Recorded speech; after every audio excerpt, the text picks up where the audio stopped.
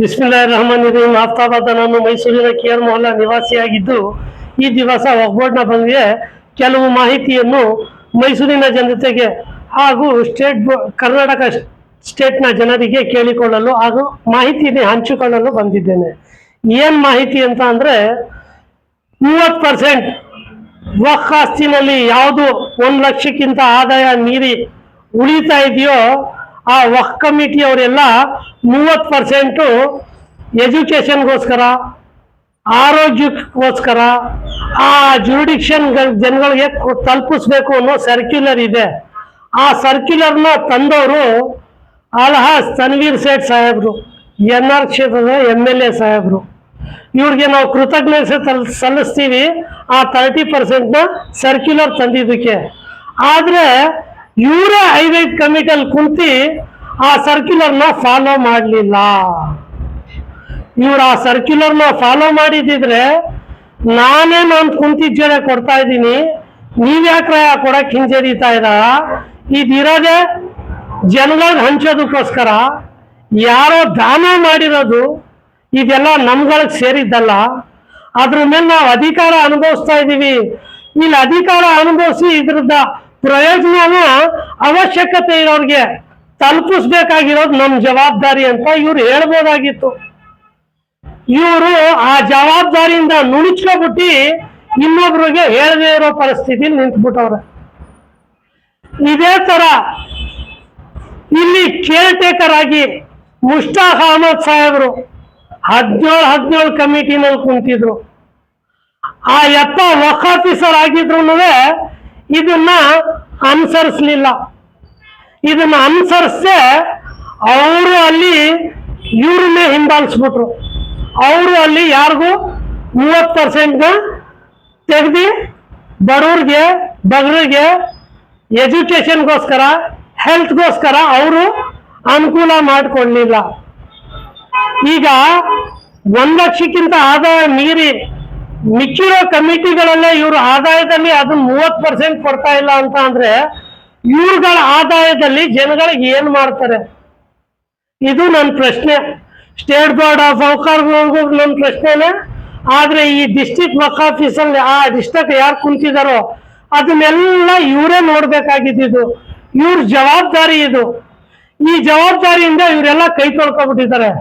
ಉದಾಹರಣೆಗೆ ಇವ್ರು 17 ಕಡೆ ಕುಂತಿದ್ರಲ್ಲ ಕೇರ್ ಟೇಕರ್ ಆಗಿ, ಅಲ್ಲಿ ವಕ್ಫ್ ಬೋರ್ಡ್ ಕಾಂಟ್ರಿಬ್ಯೂಷನ್ ಕರೆಕ್ಟ್ ಆಗಿ ಕಟ್ಟೋರ ನೋಡ್ಕೊಬಿಡಿ.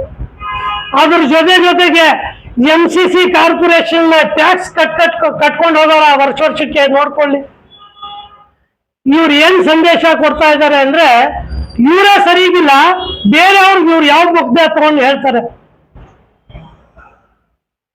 ಇವೆಲ್ಲ ನಮ್ಮ ಹಿರಿಯರು ದಾನ ಮಾಡಿರೋದೇ ನಮ್ಮ ಸಮುದಾಯಕ್ಕೆ ಸೇರಿರೋ ಬಡವ್ರಿಗೆ, ಬಗ್ಗರಿಗೆ, ಯಾರು ಅವಶ್ಯಕತೆ ಇದೆಯೋ ಅವ್ರಿಗೆ, ನಿರ್ಗತಿಕರಿಗೆ ಇದರಲ್ಲೆಲ್ಲ ಅನುಕೂಲ ತಲುಪಿಸಿ ಅಂತ. ಇಲ್ಲಿ ಕುಂತಿರೋರೇ ನಿರ್ಗತಿಕರಾಗ್ಬಿಟ್ಟವ್ರೆ, ಕುಂತಿರೋರೇ ಅವಶ್ಯಕತೆ ಉಳ್ಳೋರಾಗ್ಬಿಟ್ಟವ್ರೆ, ಕುಂತಿರೋ ವಂಶದವರೇ ಅವಶ್ಯಕತೆ ಉಳ್ಳೋರಾಗ್ಬಿಟ್ಟವ್ರೆ. ಈ ತರ ಮಾಡಿದೆಲ್ಲ ಮುಚ್ಚಿ ಮರೆ ಮಾಡಿ ಲೂಟಿ ಹೊಡೆದಿರೋದು. ಈ ಲೂಟಿ ಹೊಡೆದಿರೋದನ್ನ RTI ಕಾನೂನು ಇರೋದ್ರಿಂದ RTI ಮುಖಾಂತರ ಮಾಹಿತಿ ಪಡೆದಿ ಮೊಹಮ್ಮದ್ ಅಲಿಮುಲ್ಲಾ ಶರೀಫ್ ಸಾಹೇಬರು ಜನಗಳ ಮುಂದೆ ತೆರೆದಿಡ್ತಾ ಇದ್ದಾರೆ. ಜನಗಳಿಗೆ ಚೆನ್ನಾಗಿ ಗೊತ್ತಾಯ್ತಾ ಇದ್ರೆ ನಮ್ಮನ್ನ ಲೂಟಿ ಹೊಡೆದಿರೋರು ಮತ್ತಾರು ಅಲ್ಲ, ನಮ್ಮ ಸಮುದಾಯಕ್ಕೆ ಸೇರಿರೋರೆ. ನಮ್ಮ ಸಮುದಾಯಕ್ಕೆ ಸೇರಿರೋರೆ ನಮ್ಮನ್ನ ಈ ಸ್ಥಿತಿಗೆ ತಲುಪಿಸಿರೋದು. ಯಾಕೆ ಅಂದ್ರೆ ವಕ್ಫ್ ಬೋರ್ಡ್ನಲ್ಲಿ ಇರೋ ಆದಾಯದಲ್ಲಿ ಸರಿಯಾಗಿ ಹಂಚಿಕೆ ಆಗಿದ್ದಿದ್ರೆ ನಮ್ಮ ಸಮುದಾಯದಲ್ಲಿ ಒಬ್ಬ BPL ಹೋಲ್ಡರ್ ಇರ್ತಾ ಇರ್ಲಿಲ್ಲ. ಒಬ್ಬ BPL ಹೋಲ್ಡರ್ ಆಗ್ಬಿಟ್ಟು ಅಕ್ಕಿಗೆ, ಬೇರೆ ಅವಶ್ಯಕತೆಗೆ ನಿಲ್ತಾ ಇರ್ಲಿಲ್ಲ. ಇದೆಲ್ಲ ಸರ್ಕಾರಕ್ಕೂ ಉಳಿದು ಬೇರೆಯವ್ರಿಗೆ ಇದನ್ನೆಲ್ಲ ಅವ್ರು ಹಂಚ್ಬೋದಾಗಿತ್ತು. ನಮ್ಮ ಜನಗಳು ನಮ್ಮನ್ನ ಆ ಸ್ಥಿತಿಗೆ ತಲುಪಿಸಿದ್ರೆ, ನಮ್ಮ ಜನದಲ್ಲೂ ಆ ಸ್ಥಿತಿಗೆ ತಲುಪೋರೆ ದುಡ್ನವರು. ಇಲ್ಲೆಲ್ಲ ಕೊಳ್ಳೆ ಹೊರಗ್ ಜನಗಳನ್ನ ಮರೆ ಮಾಚಿ ಅವ್ರು ತಲುಪ್ಬಿಟ್ಟವ್ರೆ. ಯಾರಿಗೆ ತಲುಪಿಸ್ಬೇಕಾಗಿತ್ತೋ ಕಟ್ಟ ಕಡೆ ವ್ಯಕ್ತಿಗೆ ಅದನ್ನ ತಲುಪಿಸೋ ಕೆಲಸ ಯಾವನ್ನೂ ಮಾಡಿಲ್ಲ. ಮಾತೆತ್ರು ಹೇಳ್ತಾರೆ, ನಮ್ಮ ಜನಗಳ ಪರವಾಗಿದ್ದೀನಿ. ಯಾರೋ ದಾನ ಮಾಡಿ ಹೋಗಿರೋ ಆಸ್ತಿ ಮೇಲೆ ಕುಂತಿ ನೀವು ಜನಗಳಿಗೆ ಒಳ್ಳೇದ್ ಮಾಡ್ಲಿಲ್ಲ, ಇನ್ ನಮ್ಮ ಸ್ವಂತದಿಂದ ತಂದು ಏನ್ ಮಾಡ್ತೀರಾ ನೀವು? ಈ ರೋಡ್ಗೆ ವಿಷಯಕ್ಕೆ ಸಂಬಂಧಪಟ್ಟ ಹಾಗೆ ಅಲೀಮುಲ್ಲಾ ಶರೀಫ್ ಸಾಹೇಬ್ರು ಹೇಳ್ತಾ ಇರೋದು ಸರಿಗೆ ಇದೆ ಅಂತ ಕಾಣಿಸ್ತಾ ಐತೆ. ಯಾಕೆ ಅಂದ್ರೆ ಅಲ್ಲೂ ನೀವು ಸರ್ಕ್ಯುಲರ್ ಇದೆ, ಗೆಜೆಟ್ ಇದೆ, ಆ ಗೆಜೆಟ್ ನ ಇಂಪ್ಲಿಮೆಂಟ್ ಮಾಡಿ 286 ಜನಕ್ಕೆ ನೀವು ಅದ್ರದ್ದು ಏನಿದೆ ಕಾಂಪನ್ಸೇಷನ್ ಕೊಟ್ಟು ಆ ರೋಡ್ ನ ವೈಡ್ ಮಾಡಿ ಅಲ್ಲಿ ಇಂಪ್ರೂವ್ ಮಾಡಬಹುದಾಗಿತ್ತು. ಅಲ್ಲಿ ನೋಡಿದ್ರೆ ಸರ್ಕಾರದಿಂದ ಏನು ಕೊಡಿಸ್ತಾ ಇಲ್ಲ. ಇಲ್ಲಿ ನೋಡಿದ್ರೆ ನೀವು ಕಮಿಟಿನಲ್ಲಿ ಕುಂತ್ಕೊಂಡು ಆದಾಯದಲ್ಲಿ 30% ಹಂಚ್ತಾ ಇಲ್ಲ. ಇದಕ್ಕೆ ನಾವ್ ಏನಂತ ತಿಳ್ಕೋಬೇಕು?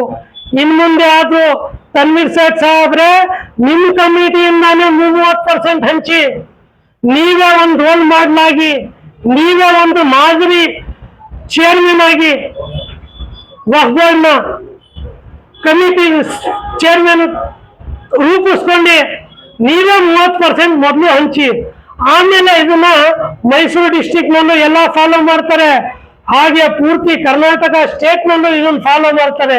ಇಷ್ಟು ಹೇಳ್ತಾ ನನ್ನ ಮಾತನ್ನ ನಾನು ಮುಗಿಸ್ತೀನಿ. ಜೈ ಹಿಂದ್, ಜೈ ಕರ್ನಾಟಕ್. ಅಸ್ಸಲಾಮು ಅಲೈಕುಂ ರಹಮತುಲ್ಲಾಹಿ ಬರ್ಕಾತುಹು.